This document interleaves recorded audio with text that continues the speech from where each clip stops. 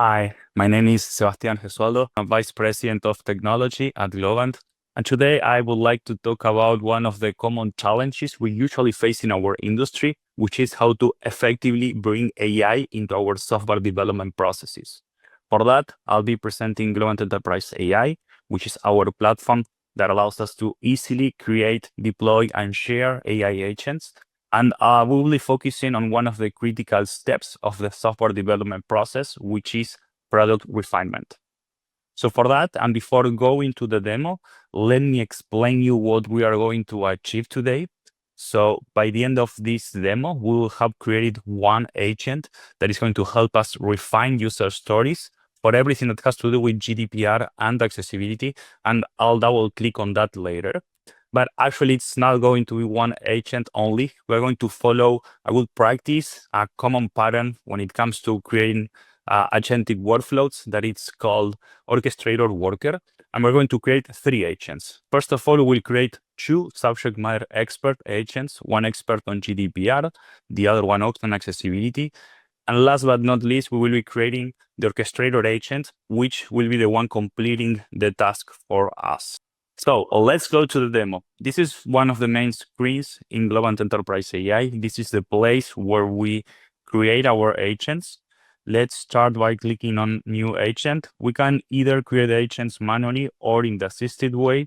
We'll click on Assisted, which means that we'll use Iris. So Iris is a meta agent that helps us create other agents. So I have this prompt ready for Iris.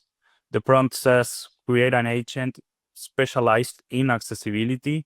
Given a user story, it should refine or generate acceptance criteria to ensure WCAG compliance using only content on the RAG called WCAG. So for those not familiar with RAG, RAG is an acronym for Retrieval Augmented Generation, and it's a technique that enables large language models to retrieve and incorporate new information. So a good case for leveraging RAGs is, for instance, when you have information that is not public or documents that are private to your company. This is a very good way to extend that knowledge and still leverage the power of an LLM. So Iris has now processed my prompt, and it suggested an initial setup for our agent. So this is, like we said, initial setup. That doesn't mean that we cannot change anything. In fact, we are going to make some adjustments according to our preferences, but this is a very good way to start. So Iris is suggesting a name for the agent, a purpose, a role, background knowledge, guidelines. For those familiar with context engineering, this is the system prompt. Let's click on AI and tools. So here we are seeing the different models that are available. Actually, we have over 100 models available in Globant Enterprise AI through different vendors. Also, some of them that are hosted in our own private cloud. So in this case, Iris chose Gemini 2.5 Flash for us. This is a small but powerful model from Google. So it's suggesting that we use chain of thought as reasoning strategy, creativity level, max tokens. Actually, we're going to increase this one a little bit. We don't want to run out of tokens in the demo. I'm going to make a minor adjustment here. So we already indicated in the system prompt that we wanted to use a RAG, and we indicated which RAG. So we're going to equip this agent with the ability to retrieve information from a RAG. I created this RAG a bit before the demo. I didn't want to spend that time in front of you, but as you can see here, there are 3 different documents. One of them, it's the public standards or guidelines from the W3C organization.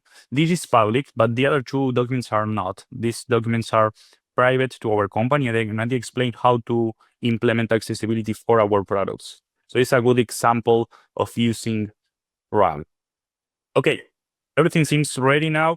Let's publish the agent and let's run a test. When we click on run, we can see that there's a chat-like user interface. So what I have here is an example of a user story. So we're going to ask the agent to process the following user story. The user story shows a description, an acceptance criteria, And FYI, this is just a user story that explains a requirement for a streaming platform. So let's see what the agent does for us. So at this moment, what it's doing, it's retrieving information from the RAG. It's looking for relevant pieces of content within the documents, and it's comparing that content with the acceptance criteria in the user story. So here we go. So the agent already suggested, already shared a summary, a feedback summary with us, and also updated acceptance criteria. So it looks good. Okay, that's it for the first agent. Let's go for the second one. So we said we're going to create 2 agents, right? So the second one, it's going to be an expert on GDPR. For those who have not heard about it, it's essentially a set of rules for how organizations and companies must use personal data. This is especially relevant in Europe, but nowadays we are all creating products to reach global audiences, so it should be relevant for everyone. Let's take a look at the prompt here. We're saying create an agent specialized in GDPR compliance, and that given a user story, it should refine or generate acceptance criteria to ensure full GDPR compliance, relying exclusively on the content of this URL.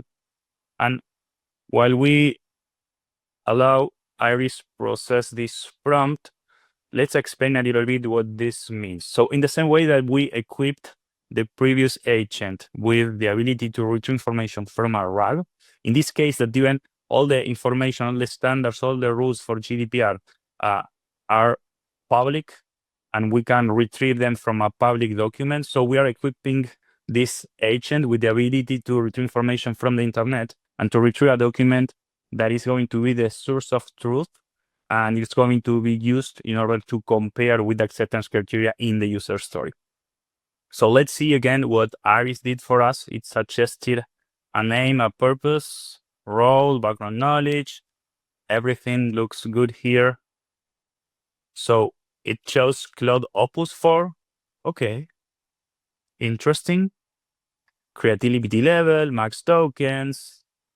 We will need more tokens in order to use Opus 4 for sure. So it seems to be a good idea.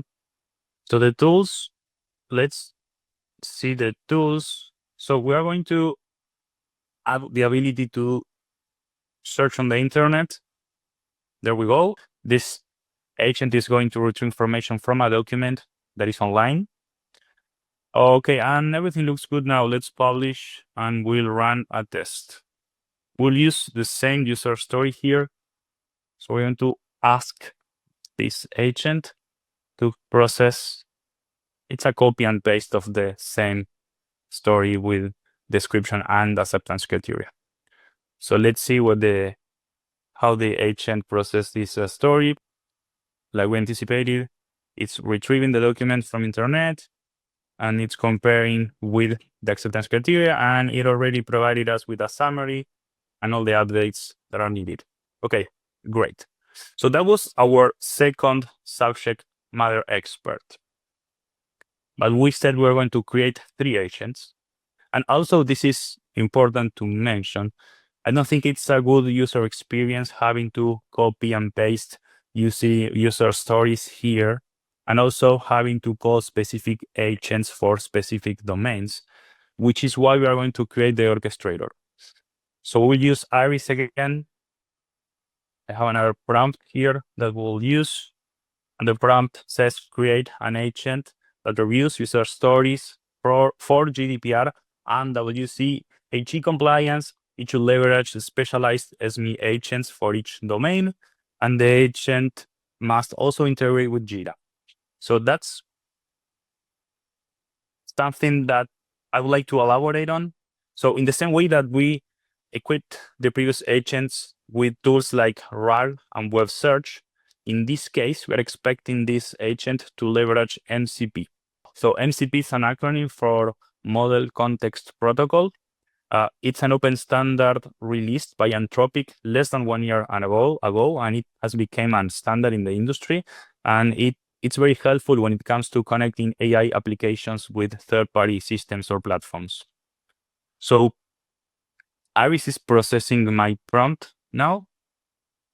It's looking for existing agents that it can leverage. And here we go. So this is the initial setup for the agent. Again, all the context that we need to provide the agent with. So it chose again another model from Anthropic, makes sense. Sonnet 4, this is the latest version of Sonnet. I'm going to adjust a little bit here the max tokens, again, just in case, and the max runs. And we're going to take a look at this. So first of all, let's see this. So Iris already identified the need of adding these two agents, the accessibility and the GDPR SMEs. We'll adjust a little bit the tools, the Jira tools, and we will add the ability to, and this is through MCP, like we said, we are going to provide this agent with the ability to add comments, retrieve tickets, and update tickets or issues, as they call them. And yeah, it looks good now. So let's publish the agent. Let's run a test.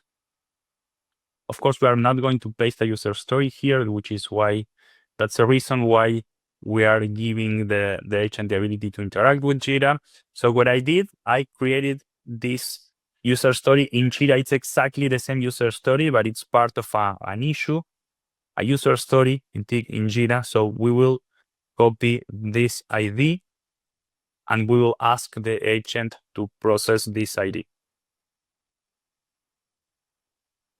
This might take a couple of minutes, but it's very interesting to go through what's happening behind scenes. So first of all, like we said, instead of pasting the user story, we provided the agent with an ID. So it's leveraging its MCP tools in order to retrieve the user story from there.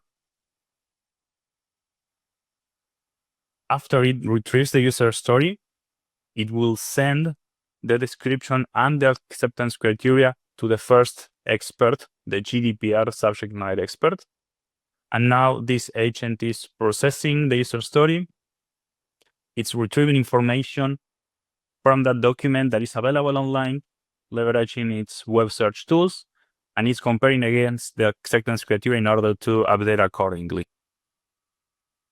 Okay, so the first expert has completed its task. Now the user story went back to the orchestrator, and the orchestrator is now relying on the accessibility expert in order to add everything that has to do with accessibility. This is going to take, again, a couple of seconds. It's retrieving information from the RAG. In the meantime, let's take a look at the debug tab. This is very interesting for developers. Here we can see all the messages that are being exchanged. Most of them are JSON messages, function calls. Here you can even take a look at how the different agents interact with each other.